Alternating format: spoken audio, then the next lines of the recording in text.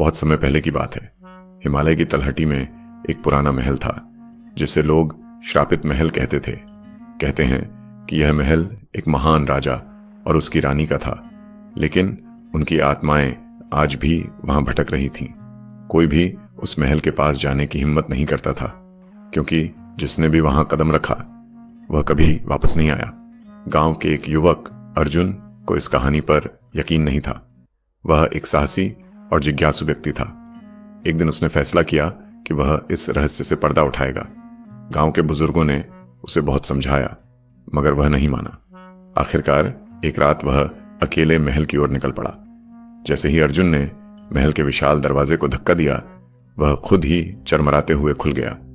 अंदर घना अंधेरा था, लेकिन दीवारों पर लगी पुरानी मशालें अपने आप जल उठीं। अर्जुन ने देखा कि चारों ओर सोने चांदी की वस्तुएं रखी थीं, लेकिन उन पर मोटी धूल जमी थी, जैसे सदियों से किसी ने उन्हें छुआ ही न हो।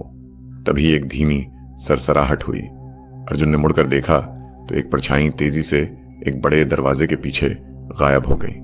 उसके रोंगटे खड़े हो गए, लेकिन उसने हिम्मत जुटाई और आगे बढ़ा। जैसे ही उसने दरवाजा खोला, उसके सामने एक विशाल राजगद्दी दिखाई दी, जिस पर बैठी थी रानी की आत्मा।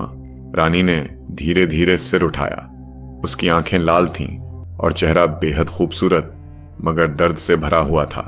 उसने अर्जुन को देखा और कहा, तुम यहां क्यों आए हो? अर्जुन कांपते हुए बोला, मैं इस महल का सच जानना चाहता हूं। रानी की आंखों में आंसू आ गए। उसने कहना शुरू किया, यह महल कभी प्रेम और खुशियों का गवाह था, लेकिन लालच और धोखे ने इसे श्रापित कर दिया। मेरे पति राजा विक्रम एक महान योद्धा थे, लेकिन हमारे एक मंत्री तक्षक ने हमें धोखा दिया। उसने राजा को युद्ध में व्यस्त रखकर महल में आग लगवा दी। मैं इसी महल में जलकर मर गई और राजा भी युद्ध में घायल होकर प्राण त्याग बैठे। हमारी आत्माएं इस श्रापित महल में कैद हो गईं। अर्जुन ये सब सुन ही रहा था कि अचानक महल की दीवारें कांपने लगीं। एक भारी आवाज गूंजी, कौन आया है यहां? अर्जुन ने देखा कि सामने एक विशाल आकृति खड़ी थी, राजा विक्रम की आत्मा। उनका चेहरा क्रोध से लाल था। जैसे ही उन्होंने अर्जुन को देखा, वे गरज उठे, क्या तुम भी धोखेबाज तक्षक के आदमी हो? अर्जुन ने हाथ जोड़कर कहा, नहीं महाराज, मैं सिर्फ सच जानने आया हूं। राजा की आत्मा कुछ देर शांत रही, फिर बोले, अगर तुम सच जान ही चुके हो तो अब तुम्हें हमारी मदद करनी होगी। अर्जुन डर तो रहा था, लेकिन उसकी जिज्ञासा और साहस ने उसे आगे बढ़ने के लिए मजबूर किया। उसने पूछा, मैं आपकी कैसे मदद कर सकता हूं?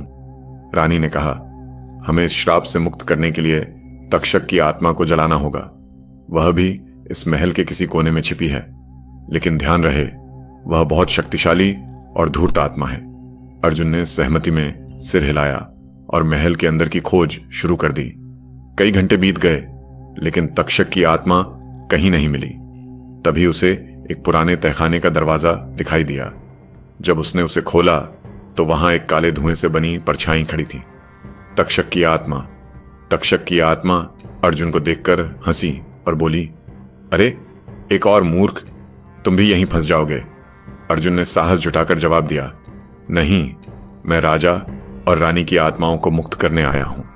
तक्षक ने गुस्से में एक जोरदार झपट्टा मारा, लेकिन अर्जुन ने जल्दी से अपने पास रखे हनुमान चालीसा का पाठ करना शुरू कर दिया। जैसे ही उसने मंत्र पढ़े, तक्षक चीखने लगा।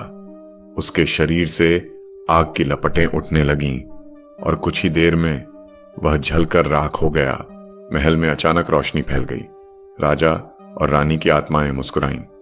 राजा विक्रम ने कहा, तुमने हमें मुक्त कर दिया अर्जुन, अब यह महल फिर से शांत हो जाएगा।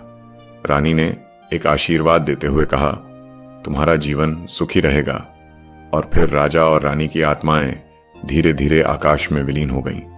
अर्जुन ने देखा कि महल की पुरानी दीवारें खुद ब खुद गिरने लगीं। वह तेजी से बाहर निकला और जैसे ही उसने महल से कदम बाहर रखा, पूरा महल धूल में मिल गया। अर्जुन गांव वापस आ गया। लोगों को जब यह कहानी पता चली तो वे आश्चर्यचकित रह गए, मगर अर्जुन के मन में एक सवाल अब भी था, क्या सच में सब खत्म हो गया? या इस रहस्य की कोई और परत भी बाकी है, चैनल को लाइक और सब्सक्राइब कर दो ताकि मैं आपके लिए ऐसी कहानियां लेके आऊं